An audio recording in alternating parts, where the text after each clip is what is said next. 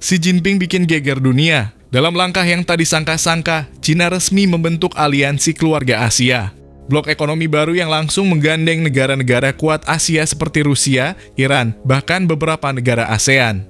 Tujuannya, satu, menyudutkan dominasi ekonomi Amerika Serikat. Di tengah perang dagang yang makin memanas, strategi Xi ini jadi pukulan telak buat Washington. Gak cuma menantang hegemoni dolar, tapi juga siap menumbangkan kekuatan dagang AS dari dalam.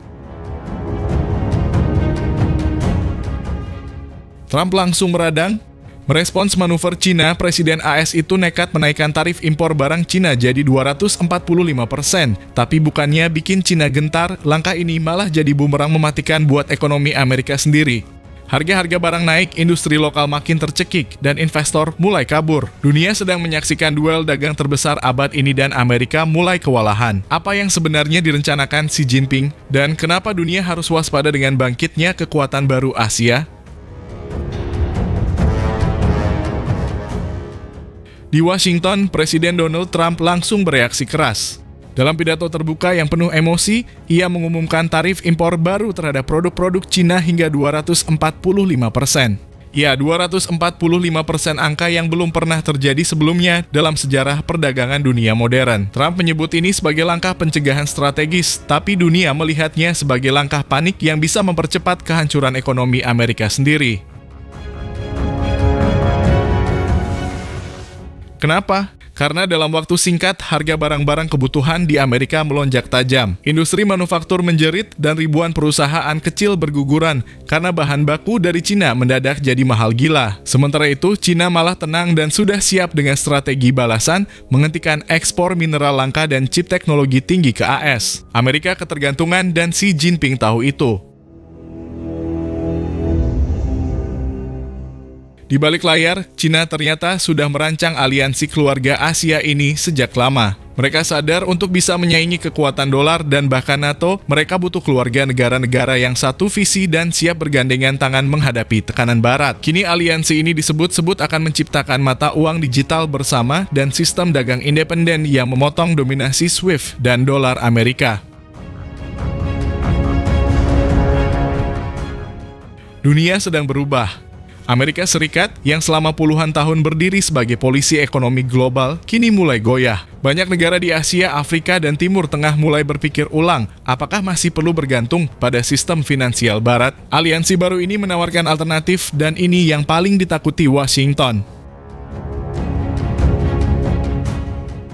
Pakar ekonomi menyebut langkah Trump sebagai langkah bunuh diri politik. Dengan pemilu Amerika ke depan, lonjakan inflasi dan krisis pasokan akan jadi senjata makan tuan bagi kubu Republik. Rakyat Amerika mulai bertanya-tanya, kenapa harga-harga makin mahal, kenapa pekerjaan makin sulit, semua mata kini tertuju ke satu titik, Gedung Putih. Sebaliknya, Cina justru memanfaatkan situasi ini untuk memperluas pengaruhnya di Asia. Xi Jinping menawarkan bantuan ekonomi, pinjaman infrastruktur, dan akses pasar ke negara-negara yang bergabung dalam aliansi. Bahkan dikabarkan ada wacana membentuk militer gabungan Asia Defense Force untuk mengimbangi kekuatan NATO. Ini bukan cuma soal dagang, ini soal dominasi global. Jika rencana Xi Jinping berhasil, maka dunia bisa menyaksikan kelahiran kekuatan baru yang tidak lagi bergantung pada Amerika atau Eropa. Multipolar world dunia dengan banyak kutub kekuasaan bukan lagi mimpi.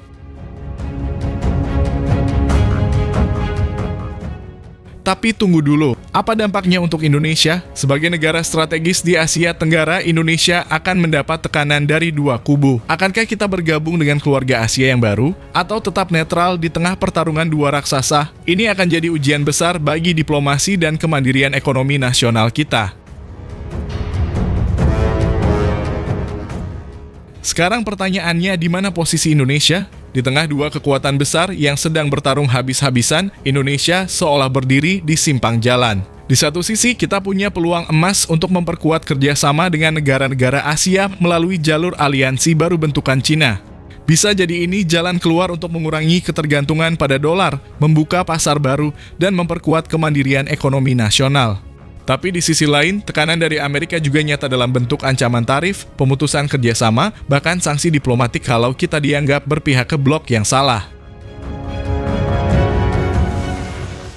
Jadi, apakah Indonesia akan mengambil langkah berani dan memanfaatkan peluang ini untuk jadi pemain utama di kawasan? Atau justru memilih jalan aman dan tunduk pada kebijakan Trump demi menjaga hubungan dengan Washington? Sejarah akan mencatat pilihan kita, karena di tengah pusaran perang dagang ini hanya negara yang cerdas dan visioner yang bisa naik kelas. Sekarang saatnya kita bertanya, Indonesia mau jadi penonton atau jadi pengatur permainan?